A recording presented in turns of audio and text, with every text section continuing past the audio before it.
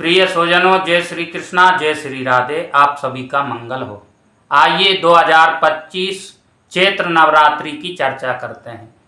इस बार माँ भगवती देवी दुर्गा की आराधना, उपासना, अर्चना और उनकी साधनाएं और साधना करके अनुदान, वरदान, फल प्राप्त करने का जो समय, जो काल, जो मुहूर्त बन रहा है वो इस तरह है।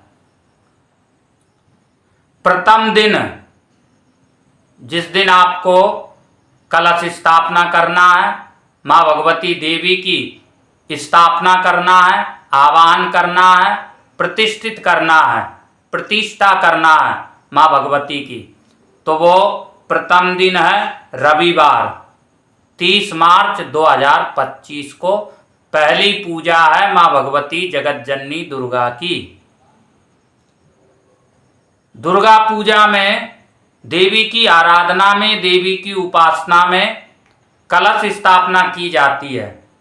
तो कलश स्थापना का समय है रविवार को सुबह 6:13 से शुरू हो जाता है, जो 9 बजे तक रहेगा।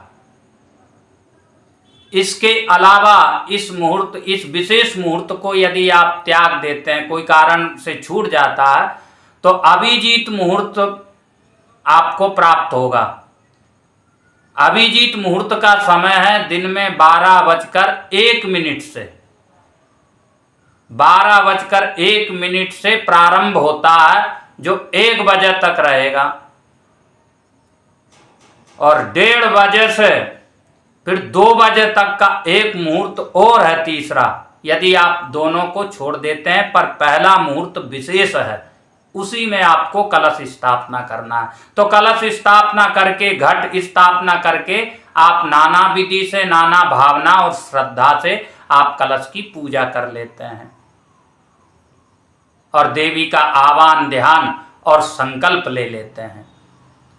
संकल्प में जिस कामना से, जिस इच्छा से, जिस भावना से, जिस पूर्ति और जिस हेतु से आप देवी की आराधना, देवी की सेवा करने के लिए उद्यत हुए हैं, उस शब्द को, उस भाव को जरूर आपको दोहराना है और उच्चारण करना है अपने मुंह से, और भावना से मनी मन बोलना भी है। देवी तो धर्म, अर्थ, काम, मोक्ष चारों फल प्रदान करने वाली है, पर हमको कोई विशेष एक ही फल प्राप्त करने की इच्छा रहती है। तो वैसा आप संकल्प लेकर के आप पाठ करिए, आप जाप करिए, आप पूजा करिए, आप अभिषेक करिए, आप भोग लगाइए, जैसे जो बन जाए, जैसी सेवा आपको करना है। दुर्गा सप्तशती का पाठ करें, अथवा ब्राह्मणों से करवाए, अथवा गुरु मंत्र का जाप करें, और अन्य जो भी आपकी उपासनाएं हैं, जो भी उपासना करें, आप मन लगा के करें। और इस बार की देवी पूजा विशेष इसलिए हो जाती है क्योंकि माँ भगवती हाथी पर सवार होकर के आ रही है। हाथी शुभता के प्रतीक है, गंभीरता के प्रतीक है, विशालता के प्रतीक है। हाथी अर्थात गणेश जी का वाहन, गणेश जी का वाहन अर्थात विवेक, ज्ञान, सिद्धियां प्राप्त करने वाला, हर कार्य को शुभ और मंगल करने वाला। यूं समझिए कि आप जो संकल्प ले रहे हैं, जिस भावना, कामना से आप ये देवी की उपासना कर रहे हैं, वो आपकी निश्चित रूप से शुभ होगी, फलदायी होगी, मंगलकारी और लाभदायक होगी। इस उपासना से आपको फल की प्राप्ति होना ही है, इसमें कोई संशय नहीं है। ये इसलिए ये विशेष हो जाता है। हाथी पर माँ भगवती का आगमन, हाथी पर पधारना। और आज ही के दिन हम हिंदुओं का, हम सनातन धर्मियों का, हम सनातन अवलंबियों का नववर्ष भी प्रारंभ हो जाता है। चैत्र मास शुक्ल पक्ष प्रतिपदा से हमारी पंचांग का भी परिवर्तन हो जाता है, कैलेंडर भी परिवर्तित हो जाते हैं। तो इसलिए महत्वपूर्ण योग बन जाता है। तो नव वर्ष भी आपको खूब मनाना है और आप सबको हिंदू सनातन नव वर्ष की हार्दिक शुभकामनाएं। इस बार नवरात्रि 8 दिनों की ही मानी जा रही है। 8 ही दिनों का मान है नवरात्रि व्रतों का। तो 30 मार्च से लेकर के 6 अप्रैल तक माँ भगवती की धूमधाम से श्रद्धा, विश्वास और भक्ति समर्पणता से आराधना करना है। और 6 तारीख को आपके जप की, अनुष्ठान की, पाठ की, पूजा की महापूर्णाहुति होगी। पर व्रत का पारण आपको 6 तारीख को नहीं, 7 तारीख को प्रातः सूर्य उदय के पश्चात करना है। ऐसे आपको माँ भगवती की आराधना करना है।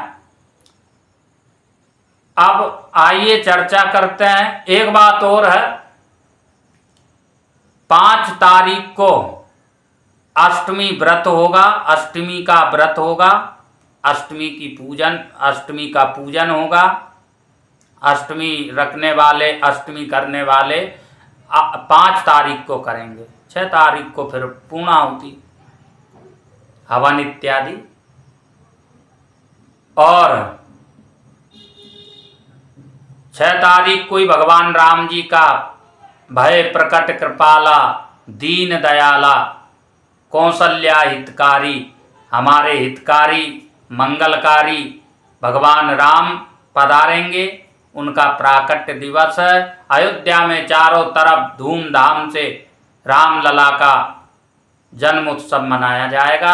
आप हम सब भी प्रेम से मनाएं, भगवान राम जी की पूजा करें, राम दरबार की सेवा करें, राम दरबार को सजाए, भोग लगाएं उनको। ये तो व्रत आदि की चर्चाएं हो गई। अब आप नवरात्रि का अनुष्ठान कैसे किया जाता है उसका श्रवण करें। नवरात्रि का अनुष्ठान अर्थात निश्चित जाप संख्या, अपने गुरु महाराज के द्वारा जो आपको मंत्र दिया प्राप्त हुआ है, मंत्र गुरुजी ने आपको जो दिया है, उस मंत्र का आपको जाप करना है। करोड़ों लोग करते हैं और उस मंत्र को सिद्ध कर लेते हैं। गुरु ने जो मंत्र दिया है उस मंत्र का जाप करना है। उस मंत्र से माला करना है। अब वो आपको कितना करना है, एक अनुष्ठान करना है, 1.25 लाख का एक अनुष्ठान होता है, वो आप कर सकते हैं। इन 8 दिन में आप उसको पूर्ण करना है आपको। और नहीं तो देवी का कोई मंत्र आपको प्राप्त है अथवा आपकी श्रद्धा है, या फिर आप दुर्गा सप्तशती का पाठ करें। जो पाठ करते हैं संस्कृत में, ऐसे संस्कृत में पाठ करना ही महत्वपूर्ण है। संस्कृत में जो पाठ किया जाता है उसी की महिमा, उसी की गरिमा और उसी का चमत्कार और उसी से लाभ है। हिंदी पढ़ने से नहीं, हिंदी तो कथा हो गई, फिर प्रवचन हो गया। तो दुर्गा सप्तशती का पाठ करें अथवा आप मंत्र का जाप करें। इसका आपको संकल्प लेना है कि कितना करना है, क्या क्या करना है, कितना समय पर करना है। तो ये जो पाठ है, ये जो जाप है, इसका निश्चित समय होना चाहिए। एक समय, एक स्थान और एक आसन होना चाहिए। ये परिवर्तन नहीं होना चाहिए। स्थान, आसन और समय ये परिवर्तन नहीं करना है। जहाँ बैठ करके आप पहले दिन देवी की आराधना, उपासना, साधना करते हैं, अंत तक उसी जगह पर आपको जब तक पूजा पाठ जो करना है वो करते रहना है। वही आसन होना चाहिए, आसन परिवर्तन नहीं करना है, वही स्थान होना चाहिए। और आपको क्या खाना है वो आप 29 तारीख को ही विचार कर लेना है। आपको 29 तारीख को ही क्या खाना है, क्या नहीं खाना है, क्या त्यागना है, क्या छोड़ना है, कितना सोना है, कहाँ सोना है, धरती पे सोना है कि बेड पे सोना है कि बिछौने पे सोना है कि चटाई पे सोना है कि कम्बल पे कि रजाई पे कि जमीन पे, ये आपको विचार कर लेना है। फिर पूरे 8 दिन यही नियमों का, 9 दिन पूरे आपको इन्हीं नियमों का पालन करना है। जो भोजन आप पहले दिन लेंगे, चाहे वो आहार में चाहे फलाहार हो और चाहे अन्न का आहार हो, जो लेना है वो प्रथम दिन में जो लेंगे वैसे ही लगातार आपको 9 दिन तक वही पान करना है। अन्न लेते हैं तो अरवा चावल खाएं, फल में कुछ भी फल खाएं जो भगवान को चढ़ाया जाता है, देवी को खिलाया जाता है। लेकिन उपवास यदि आप करते हैं, व्रत करते हैं, तो ये स्मरण रखिए कि आपका स्वास्थ्य और आपकी क्षमता कैसी है। आपका स्वास्थ्य आपका साथ दे सकता है कि नहीं, आप में उतनी क्षमता उतनी सहनशीलता है कि नहीं भूखे रहने की। लोग तो नवरात्रि में 9 दिन कुछ नहीं खाते हैं, खाली जलवायु पर ही रहते हैं। तो अपना अपना स्वास्थ्य है, अपनी अपनी क्षमता है, अपनी अपनी सामर्थ्य है, उसी के अनुसार आपको करना है। जो भी करना है श्रद्धा, भक्ति, विश्वास और आस्था समर्पण के साथ करना है।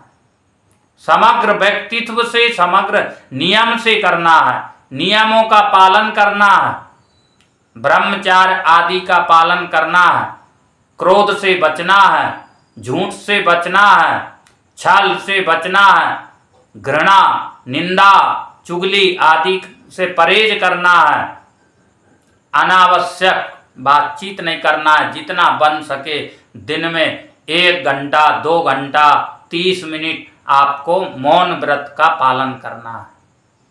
यह है अनुष्ठान, यह है देवी की पूजा, यह है देवी की आराधना, यह है देवी की सेवा। ऐसे करिएगा तो कल्याण हो जाएगा, माँ भगवती प्रसन्न हो जाएगी, आपकी झोलियां भर देगी, खुशियों से आपको लबालब कर देगी, हर इच्छा पूर्ण करेगी। आप करिए तो विश्वास पूर्वक, नियम पूर्वक। फलाहार की बात हो गई, इसके पश्चात में दान की बात आती है। जब अनुष्ठान पूरा हो जाता है तो ब्राह्मणों को यथासंभव अपनी सामर्थ्य और श्रद्धा से अधिक आपको दान देकर के प्रणाम करना है। मंदिरों में भगवान का, परमात्मा का, ठाकुर जी का, देवी का दर्शन करके फिर व्रत का पारण करना है। माता पिता, घर के वृद्धों और बुजुर्गों का आशीर्वाद लेना है, उनको प्रसन्न रखना है। सूर्य उदय से पहले जग जाना है, ब्रह्म मुहूर्त में आपको देवी की सेवा, देवी की आराधना, देवी की उपासना, देवी की सेवा में लग जाना है। ब्रह्म मुहूर्त में, ब्रह्म मुहूर्त सुबह 4 बजे से प्रारंभ हो जाता है। इससे पहले आप स्नान इत्यादि कर लें। ऐसे करके आपको साधना करना है। रात्रि शयन करते समय भी आपको माँ का स्मरण करना है, माँ का चिंतन करना है, माँ का दर्शन करना है, माँ से आशीर्वाद और आज्ञा लेके सोना है। माँ को प्रणाम करके आपको विश्राम करना है।